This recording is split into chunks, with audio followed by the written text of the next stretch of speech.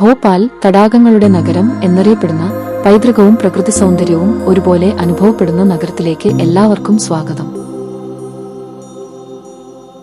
ബിർള മന്ദിർ ലക്ഷ്മി നാരായൺ ഹേവഗോതം മലമുകളിലായി സ്ഥിതി ചെയ്യുന്ന ഈ ദേവാലയം ശാന്തതയും ഭക്തിയും നിറഞ്ഞ അന്തരീക്ഷമാണ് നൽകുന്നത്. ഇവിടെ നിന്ന് ഭോപ്പാൽ നഗരത്തിന്റെ പനോരമിക് വ്യൂ കാണാൻ കഴിയും. ഭോപ്പാൽ സ്റ്റേറ്റ് മ്യൂസിയം മധ്യപ്രദേശിന്റെ ചരിത്രം, പുരാവസ്തുക്കൾ, നാണയങ്ങൾ, ശില്പങ്ങൾ, ചിത്രങ്ങൾ എന്നിവ അവതരിപ്പിക്കുന്ന പ്രധാന മ്യൂസിയമാണ്. സംസ്ഥാനത്തിന്റെ സമഗ്രമായ ചരിത്രയാത്ര ഇവിടെ അനുഭവിക്കാം.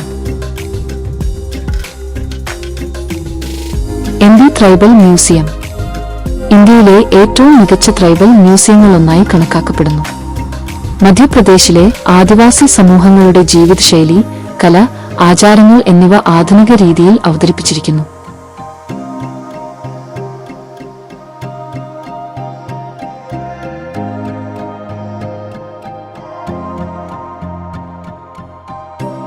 ഭാരത് ഭവൻ കല, നാടകം, സാഹിത്യം, ചിത്രകല എന്നിവയുടെ സംഗമകേന്ദ്രം. ഭോപ്പാലിന്റെ സാംസ്കാരിക ആത്മാവിനെ ഏറ്റവും മികച്ച രീതിയിൽ പ്രതിനിധീകരിക്കുന്ന ഇടം.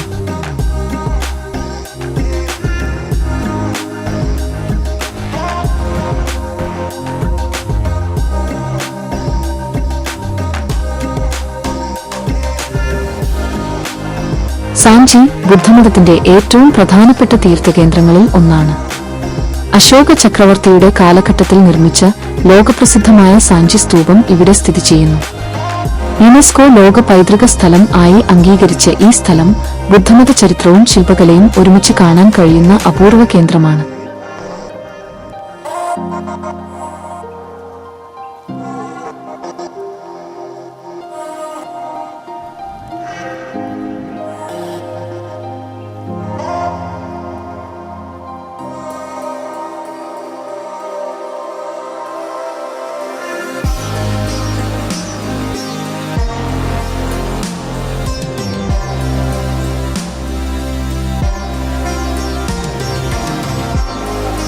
വെസ്റ്റേൺ ഗ്രൂപ്പ് ഓഫ് ടെമ്പിൾസ് 950-1050 കാലഘട്ടത്തിൽ ചന്ദേല രാജവംശം നിർമ്മിച്ച ക്ഷേത്ര സമുച്ചയം.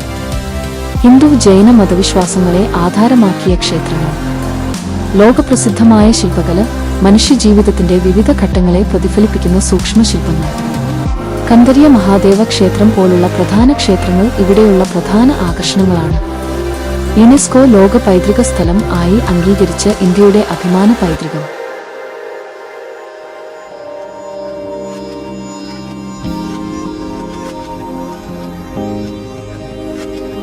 ഈസ്റ്റേൺ ഗ്രൂപ്പ് ഓഫ് ടെമ്പിൾസ് പ്രധാനമായും ജൈൻ ക്ഷേത്രങ്ങൾ ഉൾപ്പെടുന്ന ശാന്തവും ആത്മീയവുമായ സമുച്ചയം.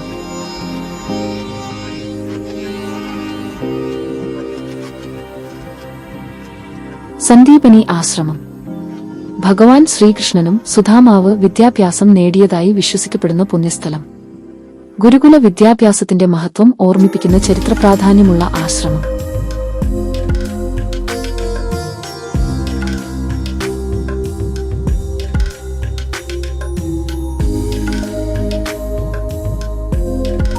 മഹാകലേശ്വർ ജ്യോതിർലിംഗം ഭഗവാൻ ശിവന്റെ 12 ജ്യോതിർലിംഗങ്ങളിൽ ഒന്നായ അതിപ്രശസ്തമായ ക്ഷേത്രം.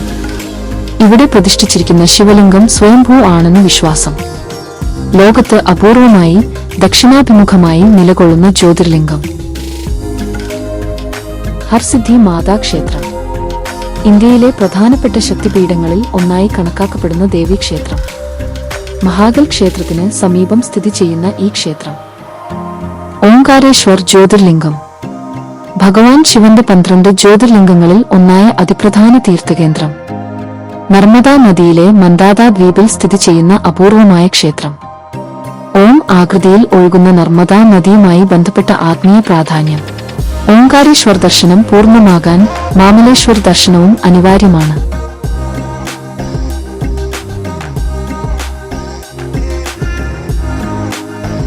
അഹല്യഭായ് ഹോൾക്കർ കോട്ട ഹോൾക്കർ രാജവംശത്തിലെ മഹാറാണിയായ അഹല്യാബായ് ഹോൾക്കർ താമസിക്കുകയും ഭരണം നടത്തുകയും ചെയ്ത ചരിത്രപ്രസിദ്ധമായ കോട്ട.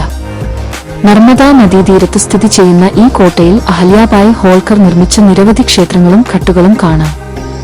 ധാർമ്മികതയും നീതിയും ആധാരമാക്കി ഭരണം നടത്തിയ രാജ്ഞിയുടെ ജീവിതത്തെ ഓർമ്മിപ്പിക്കുന്ന പൈതൃക കേന്ദ്രം.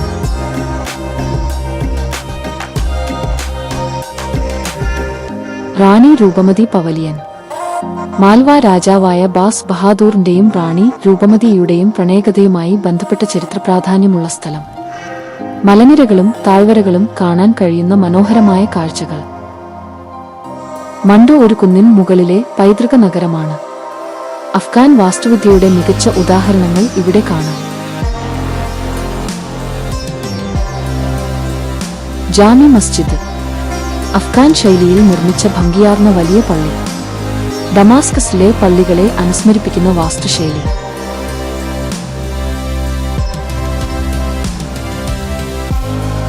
ഇന്ത്യയിലെ ഏറ്റവും പഴക്കം ചെന്ന മാർബിൾ ഘടനയായി ആഘോഷിക്കപ്പെടുന്ന 15-ാം നൂറ്റാണ്ടിലെ ഒരു സ്മാരകമാണ് ഹോഷാം ഷായുടെ ശവകുടീരം.